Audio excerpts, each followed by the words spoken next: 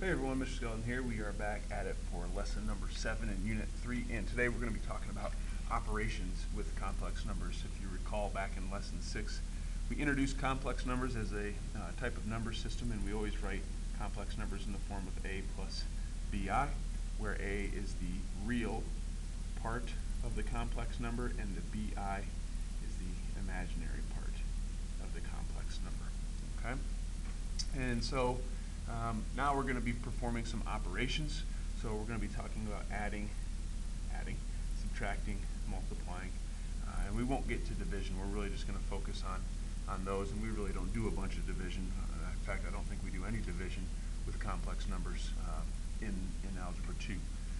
So one thing I want you to remember before we get into this is when we did the square root of -1, what did that equal? That equaled I. That was kind of the whole point of the complex number system and why that was introduced, because mathematicians, before I was introduced, we did not have the answer to the square root of -1. So this is going to come into play a little bit, and so I just wanted you to be able to recall that before we get moving along.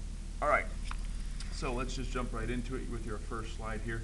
We are adding and subtracting. Now the big thing, and this is still happening with a lot of students, is if you have subtraction here with a quantity in parentheses, this negative sign or the subtraction sign needs to get run through or distributed.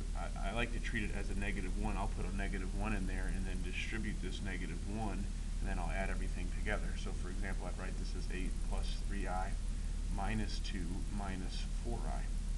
And when you're adding and subtracting, the big thing to remember is you're just going to combine like terms. And what I mean by that is you're going to combine your reals together with your reals, and then your imaginaries with your imaginaries. So when you look at this, you have 8, and you have -2, which is 6. You have 3i, -4i, which is just minus I. So our answer would be 6 minus I. Again, we're always writing in the form of a plus bi. We always want to put the real part first. So 6 is the real part, I is the imaginary. Right here again, this is a negative sign, so I would treat that like a -1 and distribute. So that's going to be 7 minus 3 minus 2i.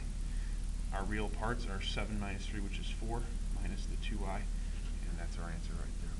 Okay. On the back side, this is where you get something slightly different.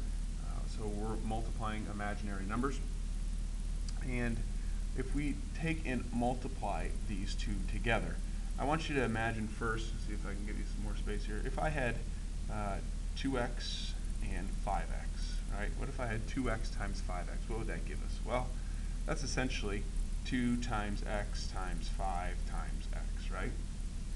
And with multiplication is commutative, right? You can switch things around. So like 2 times 5 would be 10, and x times x is x squared. So 2x times 5x would be 10x squared.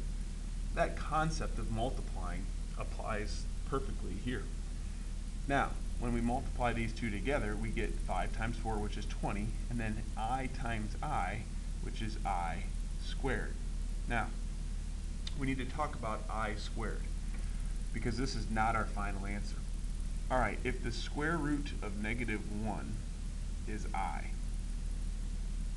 and we square both of those, what happens with I squared? Nothing. I squared is I squared. But what happens over here when you square a square root?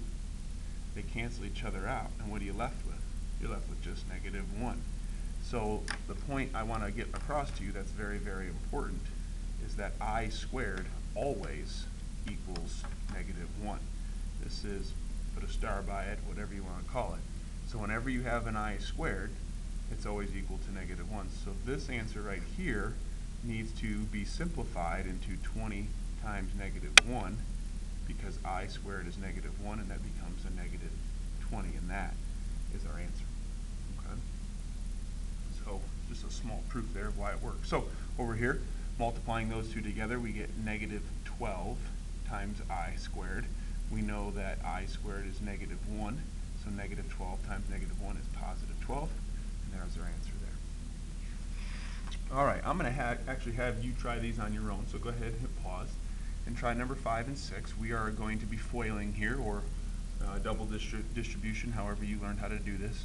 But simplify these and then hit play, and we'll see if your answer matches mine.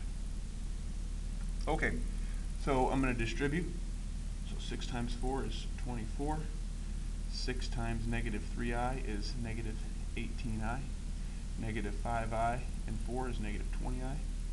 And negative 5i and 3i is positive 15i squared. Now again, just like we did on one of the first slides there, is we want to put our like terms together and simplify. So I see like terms here and here. I know that this 15i squared is going to turn into a negative 15 because that's really negative 1 right there. So I basically have positive 24 and negative 15, which makes 9. I have negative 18 and negative 20, which is minus 38i. And that is my answer. Again, we want to write it in the form of a plus bi, because that's how we write complex numbers. That's our real part, that's our imaginary part. Okay? Over here we get 4 times 4, which is 16. 4 times 3i, which is 12. 12i. Negative 9i and 4 is negative 36i. And you get negative 27i squared. So again, like terms, you have negative 36 and positive 12i. So if you subtract those, that's going to give you what, negative 24i.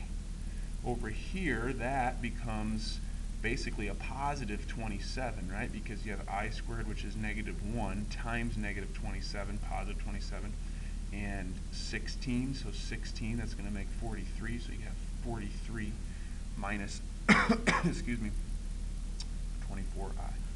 And that should be our answer there. Okay? And that's all we have for today. So real basic. We're just kind of taking it slow with the complex number system, kind of introducing it slowly to you. But the big thing coming out of the big idea coming out of today's lesson is you knowing that I squared is negative 1, and just making sure that when you do these problems that you're combining your like terms and not mixing imaginary with real and vice versa. Okay? If you have any questions, as always, let me know in class. I'd be more than happy to assist you with any questions you have. Take care.